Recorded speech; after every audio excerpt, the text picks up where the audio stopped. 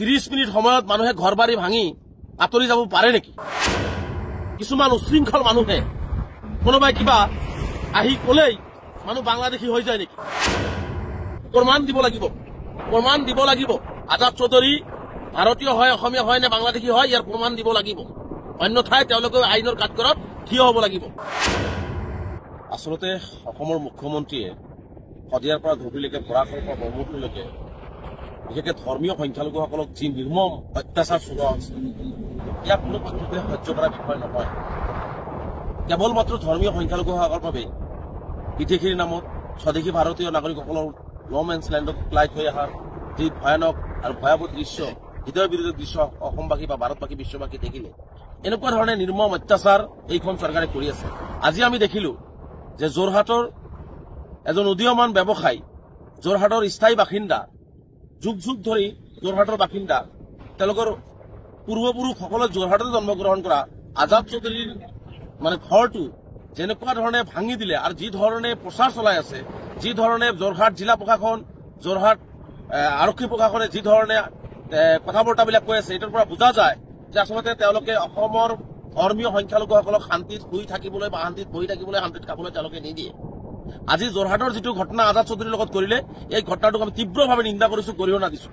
উচ্ছেদ যদি কৰিবলগীয়া হয়, যিহেতু আজাদ চৌধুৰী এজন ভাৰতীয় নাগৰিক, এজন অসমৰ বাসিন্দা, তেওঁ বাৰে বাৰে কৈছে যে চৰকাৰে মাটি বিচাৰিলে মাটিখিনি দিয়া হ'ব।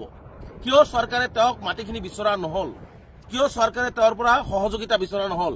মাত্ৰ 30 মিনিট সময়ত মানুহে ঘৰ বাৰী ভাঙি আঁতৰি যাব পাৰে নেকি? 30 মিনিট সময় সীমা দি পেলাই তেওঁক ঘৰ বাৰী যি ধৰণে আক্ৰমণ কৰা হ'ল, ঘৰ বাৰী যি ধৰণে ভাঙি দিয়া হ'ল, কেৱল মাত্ৰ আজাদ চৌধুৰী মুছলমান হোৱাৰ কাৰণে এই কাম কৰা হৈছে। মই স্পষ্টকৈ কৈছো, এইজন মুখ্যমন্ত্ৰী বাৰে বাৰে কয় যে আমি খিলঞ্জীয়া মুছলমান, অখিলঞ্জীয়া মুছলমান এইবিলাক ভাগ কৰে, খিলঞ্জীয়া মুছলমানৰ লগত আছো। আজাদ চৌধুৰীৰ লগত মুখ্যমন্ত্ৰী এই অন্যায় কিয় কৰিলে?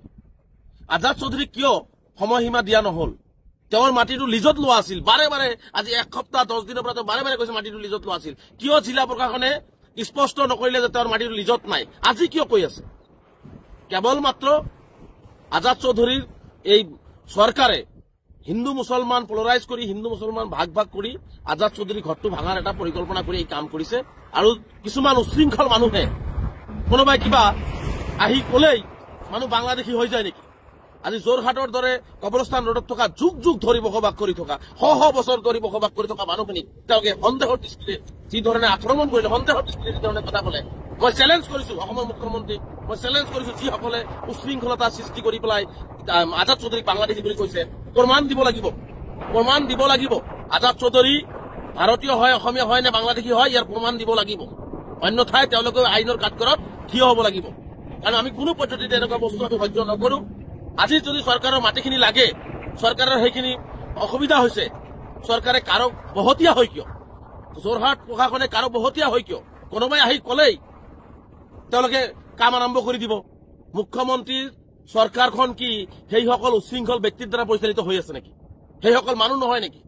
যদি অসমৰ মুখ্যমন্ত্ৰীয়ে অসমৰ মুছলমানসকলক শান্তিত থাকিব নিদিয়ে, জীয়াই থাকিব নিদিয়ে, এইটো স্থিতি স্পষ্ট কৰক। অসমৰ মুখ্যমন্ত্ৰী এইটো এটা স্পষ্ট কৰক।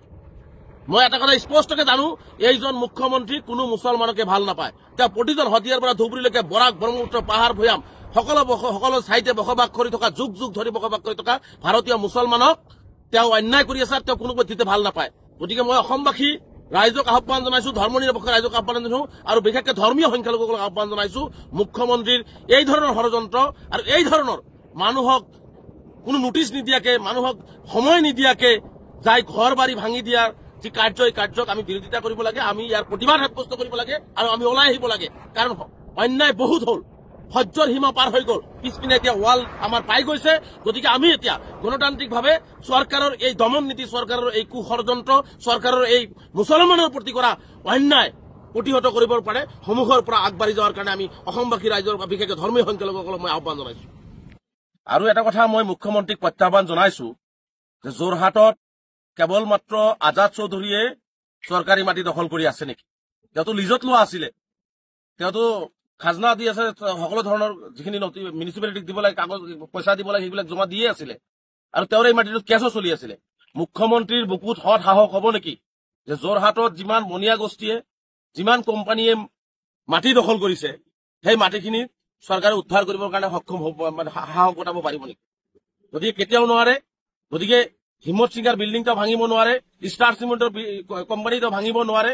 তেওঁ সাধাৰণ শ্ৰেণীৰ বিশেষকৈ বাছি বাছি ধৰ্মীয় সংখ্যালঘু মুছলমানসকলক টাৰ্গেট কৰি এই ধৰণৰ অন্যায় কৰি আছে। গতিকে আজাদ চৌধুৰীৰ লগত যিটো অন্যায় আজি কৰা হৈছে, আজাদ চৌধুৰীৰ লগত যোৰহাট জিলা প্ৰশাসন যিটো অন্যায় কৰিলে, ইয়াক আমি তীব্ৰভাৱে পুনৰবাৰ নিন্দা কৰিছো, গৰিহণা দিছো আৰু আমি ইয়াৰ যোগ্য প্ৰত্যুত্তৰ নিশ্চিতভাৱে অসম চৰকাৰক দিয়া হ'ব।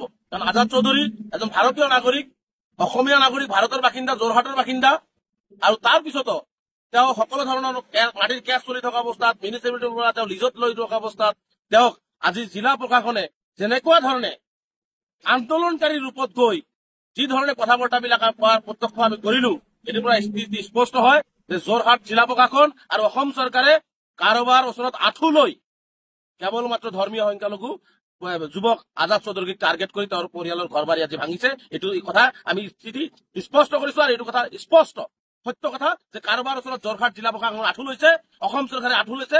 কাৰোবাৰ নিৰ্দেশত এইখন চৰকাৰ এইবিলাকৰ নেতৃত্বত অসম চৰকাৰে সকলো কথা মানি লয় আজি মুছলমানক